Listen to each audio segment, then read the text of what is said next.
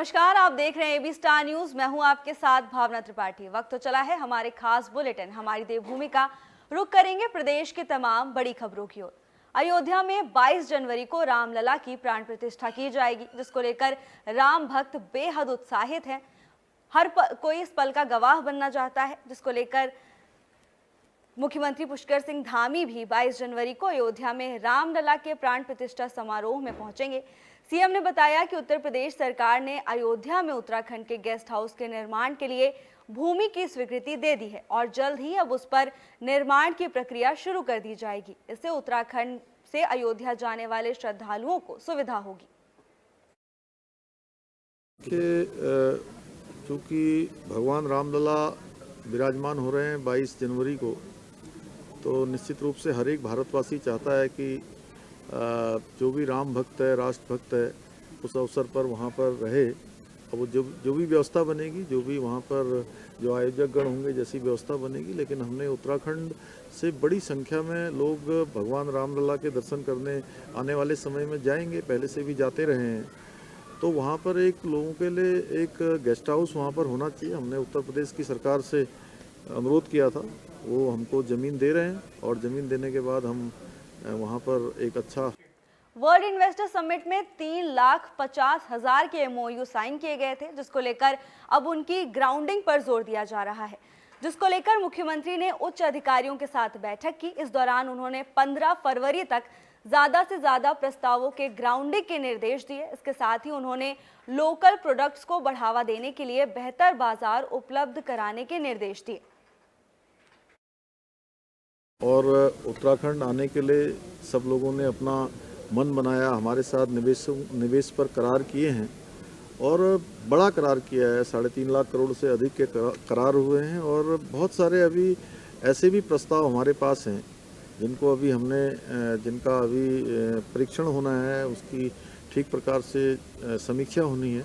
वही संख्या आगे भी बढ़ेगी, लेकिन इनको धरातल पर उतारना भी बहुत ज़रूरी है, क्योंकि ये काम हम शुरू से लेकर चल रहे थे और 44,000 करोड़ रुपए की जो ग्राउंडिंग है वो स्टार्ट हो गई है।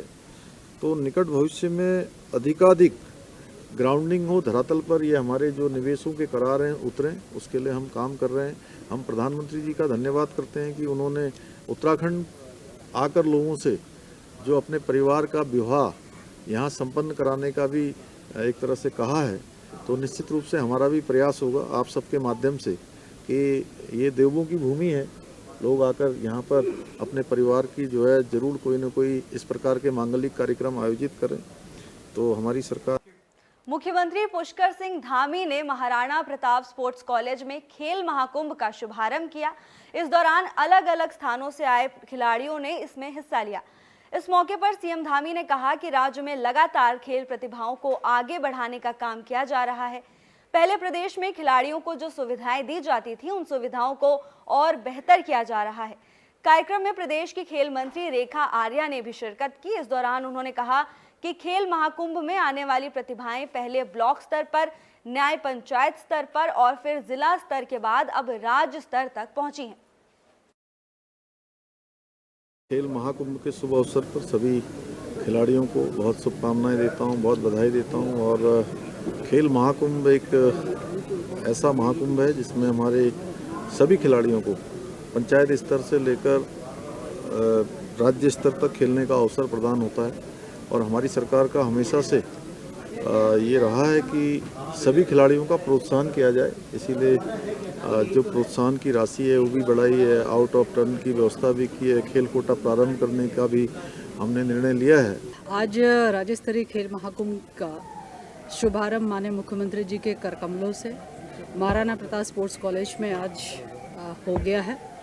निश्चित रूप से इस खेल महाकुंभ से जो हमारे न्याय पंचायत स्तर के हमारे बच्चे हैं, वे ब्लॉक पे आते हुए ब्लॉक की सफलता जिले में मिलते हुए, जिले में सफलता प्राप्त करते हुए आज स्टेट स्तर पर पहुंचे हैं और जगह जगह कोने कोने से बच्चे यहां पर पहुंचे हुए हैं।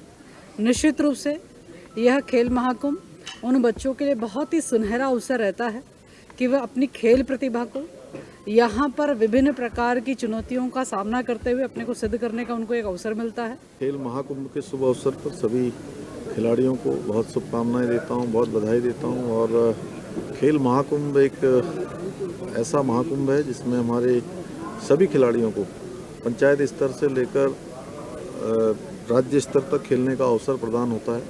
और हमारी सरकार का हमेशा से ये रहा है कि भारत में कोरोना के नए वेरिएंट की एंट्री हो चुकी है, जिसको लेकर स्वास्थ्य विभाग ने एडवाइजरी जारी कर दी गई है। आपको बता दें कि WHO ने सारे देशों के लिए अलर्ट जारी किया है, जिसके तहत उत्तराखंड स्वास्थ्य विभाग ने भी एडवाइजरी जारी कर दी है। स्वास्थ्य सचिव आर राजेश कुमार ने बताया कि जिला स्तर पर संक्रमण को रोकने के लिए लगातार निगरानी करने के निर्देश दिए गए हैं। कोरोना की वापसी से डरने की जरूरत नहीं है, बस सावधानी बरतें, मास्क और सैनिटाइजर का इस्तेमाल जरूर करें। देखिए, ओमिक्रॉन का जो सब वेरिएंट है JN.1, उसको लेके भारत सरकार से कल गाइडलाइंस जारी हुए हैं। मैं इसमें एक बात ये बताना चाहूँगा कि उत्तराखंड में इस स्ट्रेन की अभी तक कोई पुष्टि नहीं हुई है और माह नवंबर 2023 से कोई कोविड पॉजिटिव केसेस की भी कोई पुष्टि नहीं हुई है उत्तराखंड में। भारत सरकार के जो इंस्ट्रक्शंस हैं उसमें मेन पॉइंट ये है कि सर्वेलेंस बढ़ा दिया जाए। सो हमने सभी जिलाधिकारीगण एवं CMO को इंस्ट्रक्ट किया है कि अपने स्तर पे सर्वेलेंस बढ़ा दें। और इसके अलावा भारत सरकार के गाइडलाइंस में ये भी है कि एडिक्वेट टेस्टिंग की जाए और कम्युनिटी अवेयरनेस की जाए, ये हमने इंस्ट्रक्ट। मदरसा बोर्ड के अध्यक्ष मुफ्ती शमून कासमी के बयान से सियासी गलियारों में हड़कंप मचा हुआ है, जिसको लेकर लगातार पार्टियों में वार पलटवार का दौर जारी है। मुफ्ती शमून कासमी ने कांग्रेस पार्टी पर गंभीर आरोप लगाते हुए कहा कि कांग्रेस ने देश के मुसलमानों को पीछे धकेला है। बीजेपी ने कासमी के बयान को समर्थन दिया तो वहीं कांग्रेस ने इसे बचकाना बयान बताया है। शमून कासमी ने कहा कि कांग्रेस के शासनकाल में मुसलमानों के साथ अत्याचार हुए और तमाम दंगे भी हुए, लेकिन किसी को सजा नहीं हुई, जबकि गुजरात में बीजेपी सरकार के समय में जो दंगे हुए वो क्रिया की प्रतिक्रिया थी और उसमें मंत्री तक को जेल में जाना पड़ा था। कासमी के इस बयान पर बीजेपी विधायक विनोद चमोली ने कहा कि मदरसा बोर्ड के अध्यक्ष ने जो कहा है वो सही बात है, तो वहीं कांग्रेस के पूर्व कैबिनेट मंत्री हीरा सिंह भिष्ट ने इसे बचकाना बयान करार देते हुए कहा कि बीजेपी को ऐसे पदों पर किसी पढ़े लिखे व्यक्ति को बैठाना चाहिए, ना कि भड़काने वाले व्यक्ति को। जमाने के अंदर मैं जो आपसे ये कह रहा हूँ कि जितने शहर नहीं है उतने दंगे हुए हैं, ये तो रिकॉर्ड पे है और किसी को सजा नहीं मिली। सबसे बड़ी बात यह है कि उन दंगों में जिन लोगों की हत्याएं हुई हैं उन हत्यारों को कभी भी अभी मरलियाने का तो अभी आपके सामने ही है। वक्फ बोर्ड के अध्यक्ष का ये बयान खुद ही हास्यास्पद है। कैसे वक्फ बोर्ड के अध्यक्ष बन गए? इतनी बड़ी जिम्मेदारी पे तो बीजेपी सरकार को सोच समझने को जिम्मेदार पढ़ा लिखा समझदार आदमी बताना चाहिए। जो बचकानी बात करता है, भड़काने की बात करता है, कहाँ कत्लेआम हो गया कांग्रेस के टाइम पर? कहा अरे कांग्रेस इतनी सुविधा देती, कांग्रेस तो बदनाम इसलिए, बीजेपी को इसलिए बदनाम। प्रदेश में कांग्रेस कार्यकर्ता घर घर जाकर चंदा इकट्ठा करेंगे। कांग्रेस के प्रदेश उपाध्यक्ष मथुरादत्त जोशी ने इस बात की जानकारी दी। उन्होंने बताया कि कांग्रेस के कार्यकर्ता पार्टी की मजबूती के लिए चंदा इकट्ठा करेंगे। कार्यकर्ता घर घर जाकर चंदा जमा करेंगे। इस अभियान के तहत कार्यकर्ता 138, 1380 या 1000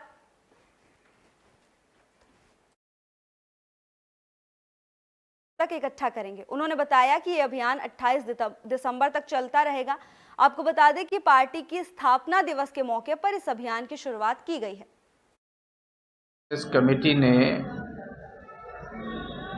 कांग्रेस के 138वीं वर्षगांठ के उपलक्ष्य में कार्यकर्ताओं से पार्टी को मजबूती के लिए धन एकत्र करने का आह्वान किया है और उसमें 138वें साल में 138 रुपये से लेकर 1,38,000 तक या 13,800 रुपये तक या जिसकी जितनी सामर्थ्य है 1,308 रुपये, जिसकी जितनी सामर्थ्य है उतना जमा करना अनुदान देने की बात कही गई है।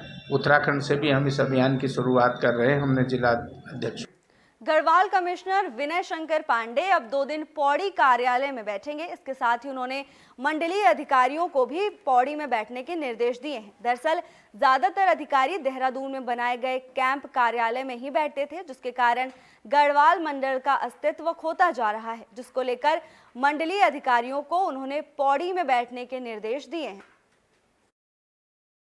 आज काफ़ी लंबे समय के बाद आज मंडल स्तर की मैंने समीक्षा की है, क्योंकि पिछले कुछ दिनों से जो इन्वेस्टर्स मीट चल रही थी उसमें हम लोग काफ़ी व्यस्त थे। लेकिन अब ये निर्धारित हो गया है कि महीने में कम से कम 2 विजिट हमारी हुआ करेगी फोर्टनाइटली, कोर्ट वर्क भी किए जाएंगे और साथ ही साथ मंडल स्तर के जो हमारी समीक्षाएँ हैं, महीने में एक समीक्षा बैठक होगी और मेरे द्वारा मौके पर कामों का इंस्पेक्शन भी किया जाएगा। आज की समीक्षा बैठक में ये पाया गया कि कई मंडल स्तर के अधिकारी आज बैठक में उपस्थित थे, तो अभी उनकी एक सूची तैयार हो रही है और इन सभी का वेतन रोकने का आदेश कर दिया। खबर हरिद्वार से है, जहां स्टंटबाजों पर पुलिस ने शिकंजा कसा। दरअसल कुछ युवक नोएडा से हरिद्वार आए थे। युवक गाड़ी में हूटर बजा रहे थे। जब पुलिस ने गाड़ी के कागज चेक किए तो पता चला कि उन्होंने गाड़ी की नंबर प्लेट से छेड़खानी की थी। पुलिस ने गाड़ी को सीज कर दिया है।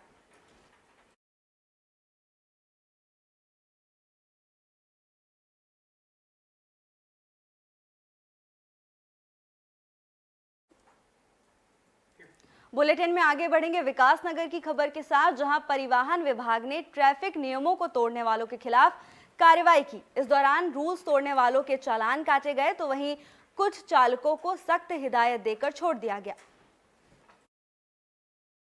हमारे द्वारा जो मोटर वाहन अधिनियम में जितनी धाराओं में कागज कम पाए जाते हैं उनके प्रति चालान करते हैं। अभी तक हम 4 गाड़ियाँ बंद कर चुके हैं और अभी भी कार्रवाई जारी है। कौन कौन सी गाड़ियों को बंद किया और कौन कौन सी गाड़ियों की कार्रवाई हो रही है? अभी हमने रिक्शा भी बंद किया है, यूटिलिटी बंद करी है और टेम्पो ट्रेलर पर चालान किया है, क्योंकि अगर इसके जमा नहीं पाएगा।